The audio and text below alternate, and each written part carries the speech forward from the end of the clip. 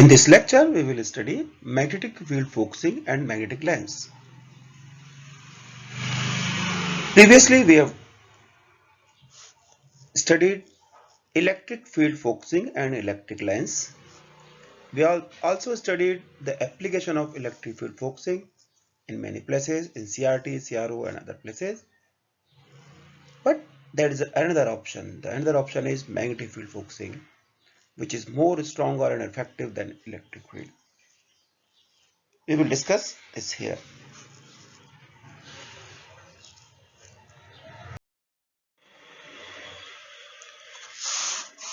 In this lecture, we will learn about focusing through magnetic field lens, how lens can help in focusing of charged particles, basics about the magnetic focusing, then construction, how it can be constructed, what is the basic principle, construction, and finally how it works.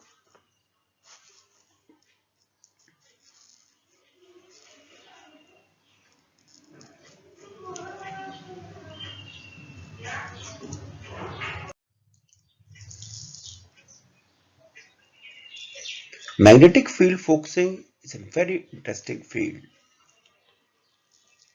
Do you know why we need magnetic field focusing if we already have electric field focusing there? We must know the strength of electric field focusing, number one. And number two, for where you need high quality focusing, or if you want to focus other particles also, so this field is more effective than others. One of the most important challenge with the charged particle is, which is not in optics, is charge of those particles. In normal light focusing, since photons are not charged, if you focus the light beam, it will be focused forever. But here, if you focus the electrons, it will repel each other. Electrons has the property to repel each other. Same charge will repel each other. So immediately, if you move away from the focus, everything will be disturbed. So this is the inherent property of the charged particles, and so interesting to focus, and always we need focusing. Continuous focusing is needed. In some other arrangements, release of secondary electron, release of primary electron from that place to stop quenching a large number of collection of large number of electrons at one place. Today we will discuss magnetic field focusing. As at this figure, I think you are observing this figure, and in this figure on the left hand side we have shown magnetic lens. How this will be prepared we will discuss here, but on the right hand side analogy has been taken with this optical lens. In optical lens,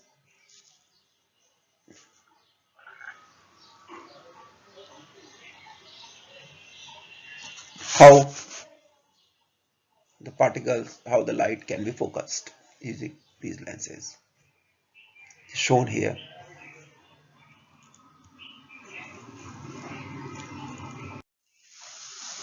One is called longitudinal magnetic field focusing.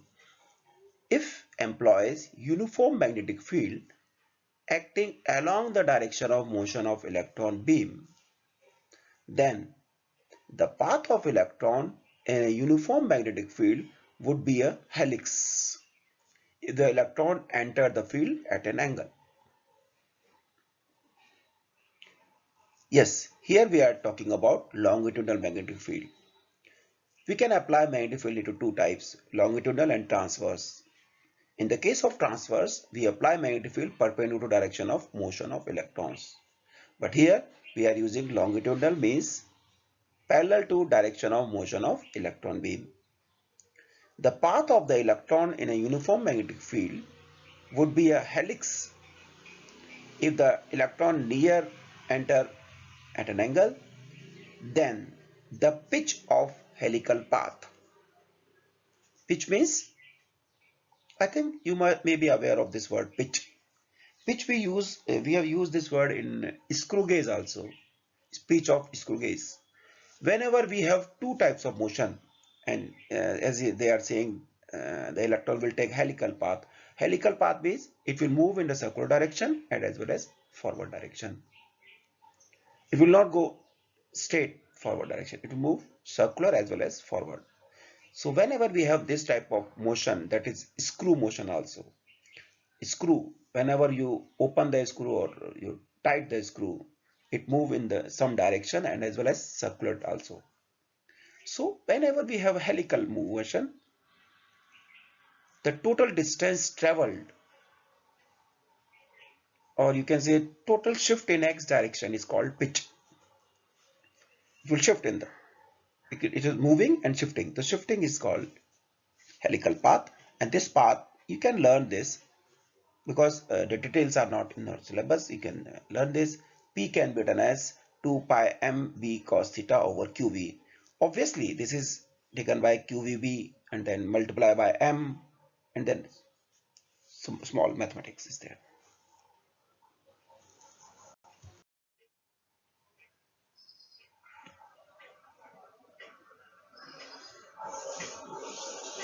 Let us consider a bundle of electron rays of a given velocity v enter a solenoid, making different angle with the magnetic field. If the divergence in the beam is assumed to be very small, it's moving in almost in the same direction, there is no divergence, then cos theta is very less, and cos theta can be taken to unity. It is also known that the time period of an electron entering in the field remain constant. Thus, any electron entering the field intersect the field lines after a timetable t. Therefore, the electron rays entering at a small angle at O will again cross the same field line at point F after the time period. Since it is rotating, it again cross the same field lines. And the distance can be done as L 2 pi mv over qb. Here you learn this. Electron rays are entering with velocity v and making some angle. Almost the angle is small, so taken as unity. Now we are calculating time period of electron entering the field.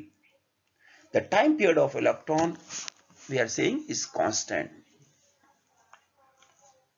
and so if time period is there constant, so we can calculate the distance.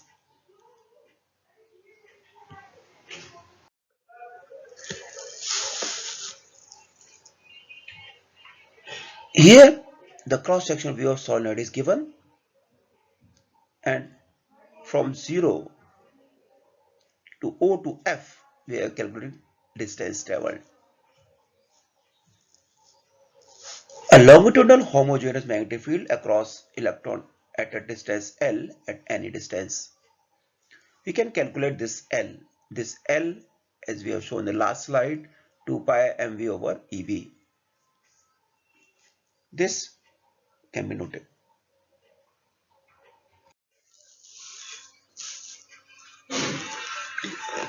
In the previous section, we have studied longitudinal magnetic field effect. Whenever we have solenoid and particle and the electrons are moving in longitudinal direction, same direction field is there. If we have transverse magnetic field, then what will happen?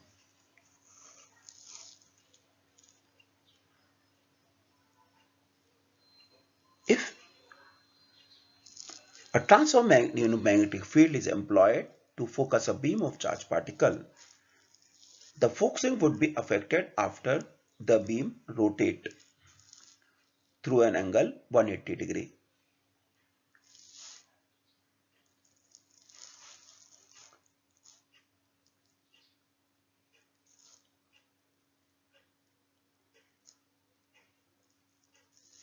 If the beam is positively charged, particle with the same velocity enter a transverse uniform magnetic field, and if the angular divergence is very small, then it gets focused after completing a semicircle.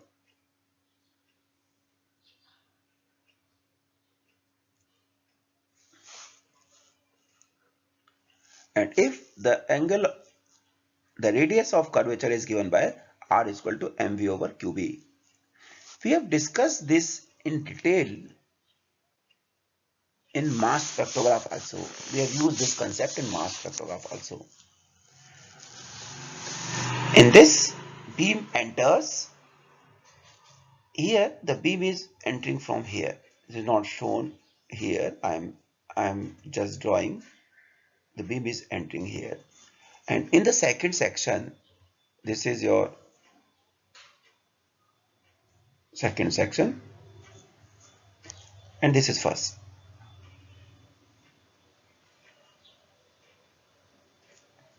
But in this second section, you have magnetic field, and due to this magnetic field, it should start rotating.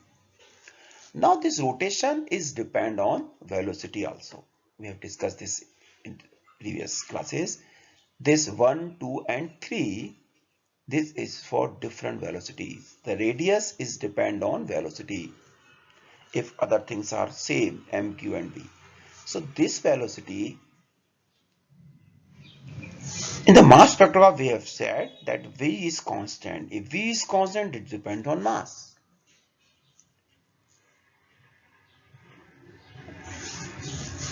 If here I am saying that if suppose particles are having same momentum mv, then we'll focus at same point. This is called momentum selector, as we have discussed in the previous velocity selector. You can also select the momentum.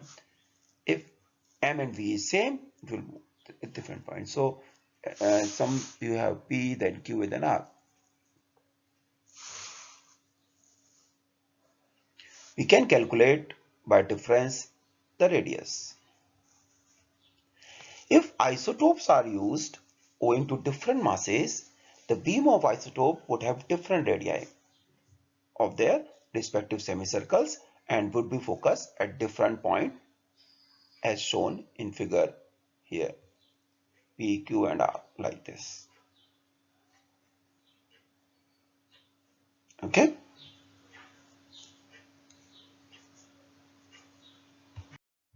In figure it is shown that if 1 and 3 beams are focused at P, 1 and 3 focused at P, then and 2 at Q, the distance between PQ can be done as PQ, and this is equal to 2R minus 2R cos phi. Phi is the divergence, so this is 2R 1 minus cos phi.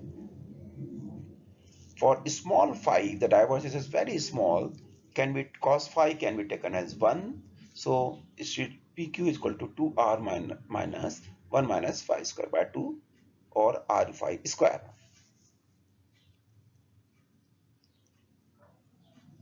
This is an effective method for separating isotopes, and this was utilized by Rutherford for the first time in 1914. This is the background of effect of magnetic field on charged particles when we have longitudinal magnetic field or transverse magnetic field. We use this to create magnetic lens. Yes, when you use lens, lens is something to focus. Lens is a very famous word for optics where we focus the light. In magnetic lens, we focus the charged particles.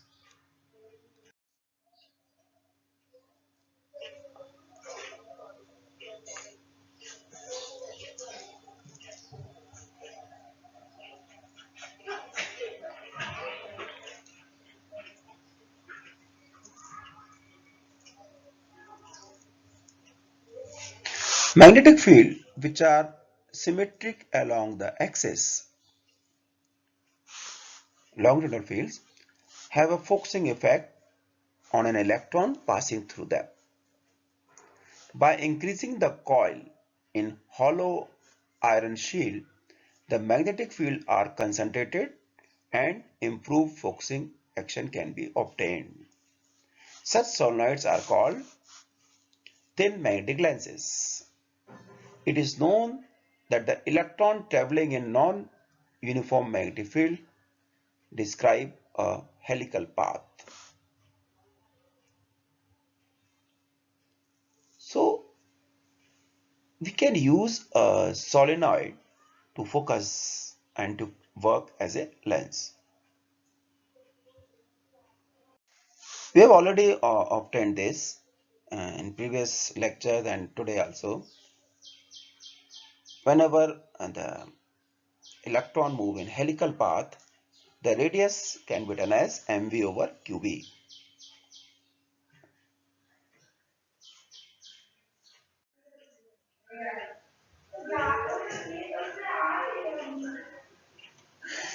If particle of same mass having same charge and same velocity and enter in a non-uniform field, then the radius of loop inversely depends on magnetic field.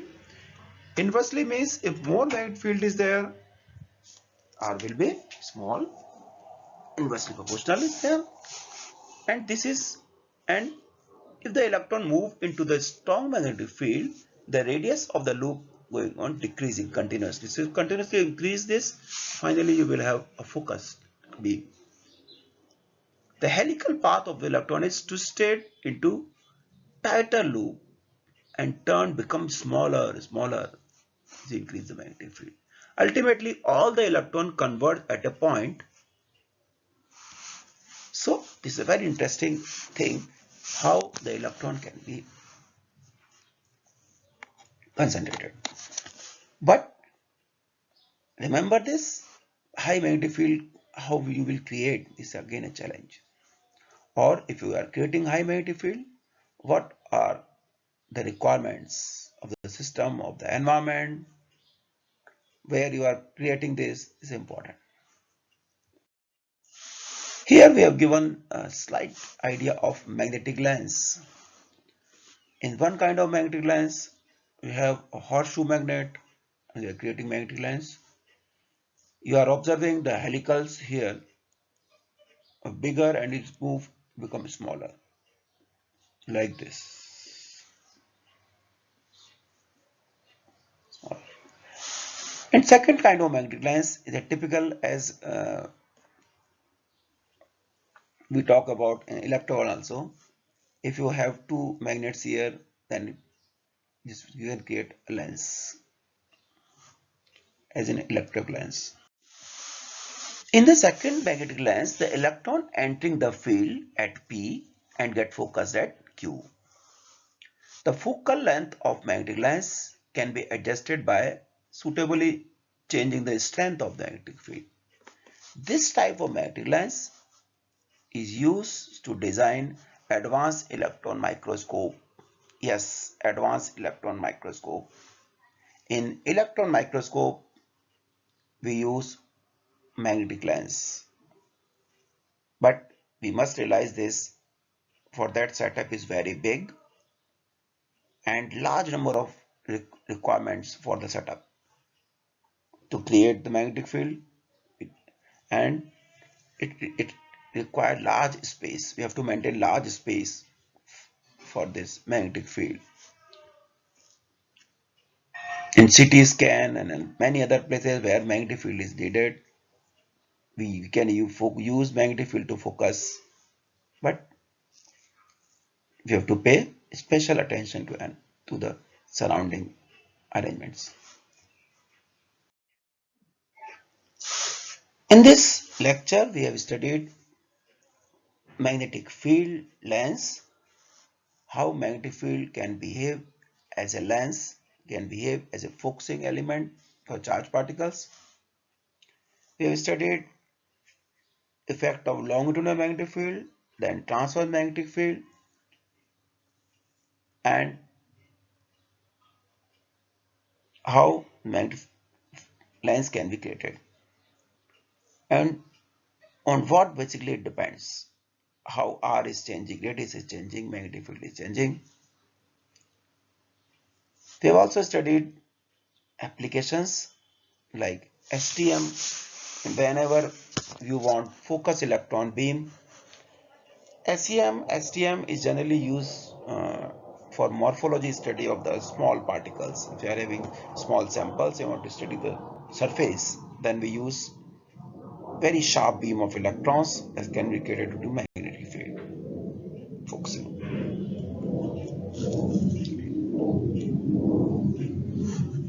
Thank you.